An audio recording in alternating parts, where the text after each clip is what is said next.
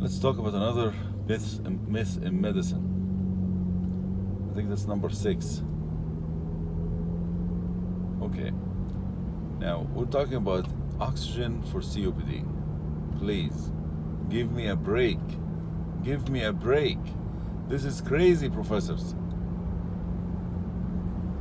Now, if you give oxygen for COPD, the myth goes that you will make the patient more sleepy because he is going to accumulate more CO2 and then he's going to be more sleepy. Okay, well, I practiced medicine in the United States in the 1950s. Okay, and during that time, there was no BiPAP, there was no vent, there was nothing. It was just oxygen, if you're lucky. So you come to the hospital with COPD exacerbation, and you start, the only thing they can do for you is to give you maybe some steroids, if you're lucky, nebs, and oxygen. Well, of course, if you have been struggling for your life, breathing fast, which one is the stimulus, the bigger stimulus for the respiratory center to breathe?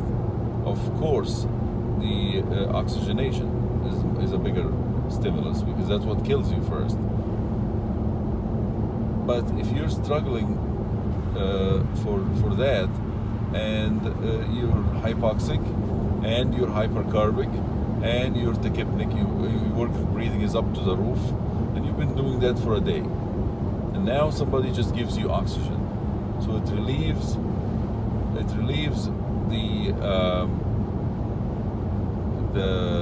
the oxygenation issue that you have.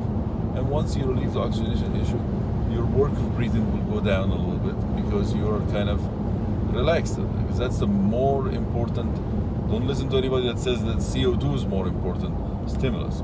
It's the oxygen that is more important stimulus that will allow you to just relax a little bit when somebody gives you oxygen. And yes, that will make you accumulate some CO2 and maybe become narcotized from CO2 if it becomes a vicious circle.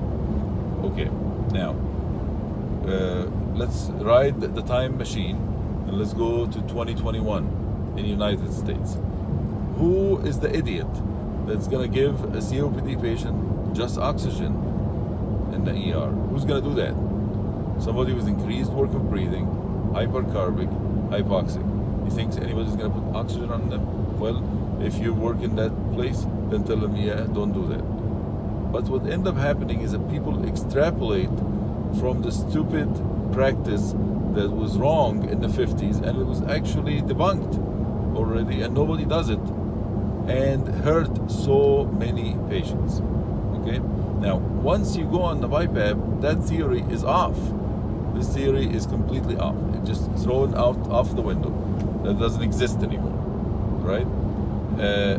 Why? Because once you control the patients with BiPAP, now you are helping them breathe. Now you're opening their airway and breathing for them. It doesn't matter if you give them oxygen and relieve or increase their FiO2 and relieve their anxiety and feeling of drowning sensation that they feel, and they relax, and then you can ventilate them. In fact, the ventilation could be actually more comfortable for them, that it could be more fruitful. Same thing applies with the vent. But what do you see? You see people going around on the vent and on the BiPAP, decreasing the FiO2 down to 30, right? And I've seen 28. I don't know if anybody's seen 21. That'd be a disaster, right? They're going around doing this because they say the COPD patient has to be, blah, blah, blah, blah, blah. But the COPD patient is talking to me. The COPD patient on the BiPAP is breathing at 25. The COPD patient is not narcotized. What are you talking about? Give him the goddamn oxygen and ventilate him with the BiPAP or the vent. Come on. In any case, so is this, okay, so what's the problem? Yes, there is a problem. Because what ends up happening is that people say COPD patients, they should live, or we should actually give them oxygen to only achieve 88 to 90%. Now, in my world, there's nothing called 88. Everything's 90 or above. There's nothing called 88. But let's assume 88, right?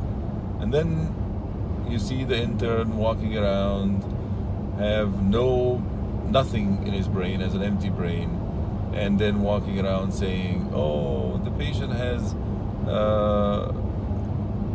saturation of 88, and then we were turning him around, and now his saturation is 87. What does the intern do? Nothing. You say, oh, what's the difference between 87 to 88? Okay. How about 85?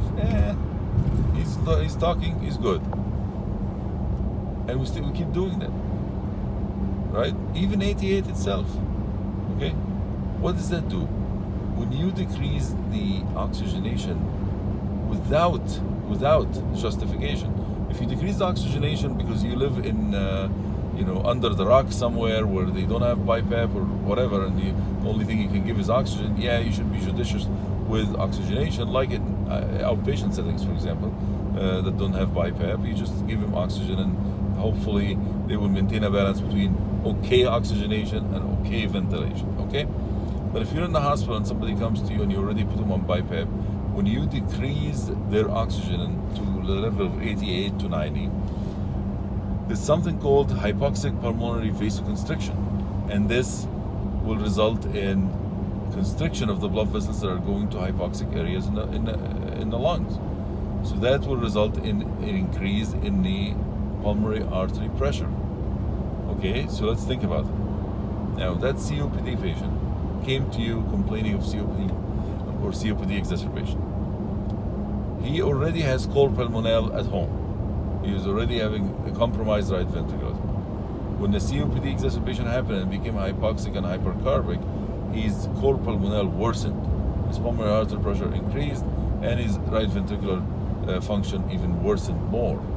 Now, when you put the BiPAP on them, you will, at least initially, increase the intrathoracic pressure, which results in increasing right ventricular afterload, which results potentially in worsening the cor pulmonale. Okay?